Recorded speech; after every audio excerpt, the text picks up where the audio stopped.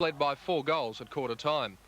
They stretched that advantage even further in the second quarter, and after adding 6 goals to St Kilda's 3, their lead at the long break was 47 points.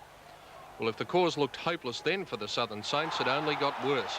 The Blues went on the rampage in the third quarter, kicking an amazing 12-2 to St Kilda's 1-2, and when the Oranges came out, it was Carlton by 113 points. Even though the Saints fought it out, outscoring Carlton in the last quarter, the horse quite obviously had already bolted. Carlton won by 88 points, 24-13, 157 to 10-9, 69. Carlton skipper Mark McClure bagged 6, while Wayne Blackwell assisted with 3. St Kilda's main contributor was Trevor Barker with 3. One minus factor for the Blues was that Stephen Kernahan was suffering an ankle injury at the end of the match. Hawthorn and Richmond went neck and neck as their clash at Princes Park got underway. Tiger full forward Michael Roach needed 6 goals to bring up a career tally of 500 and already had 2 on the board within 5 minutes. The Hawks, aided by the brilliance of Buckenara, though, levelled the scores at quarter time. When newfound goal sneak John Kennedy rammed home 3 in the second term, the Hawks were able to pinch a handy lead and went in at half-time 23 points up. After the break, the Hawthorn machine made the most of their many opportunities. Dermot Brereton looked strong in his comeback game, while Lester Smith was outstanding in defence. The Glenferrie Oval boys led by 53 points at three-quarter time, and after an even last term increased their margin by 2 points at the final siren.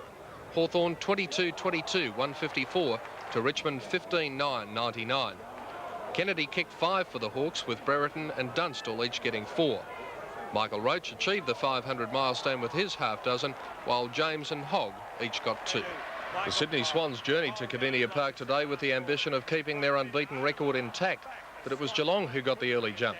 With exciting young spearhead Bill Brownless showing good first quarter form, the Cats started well.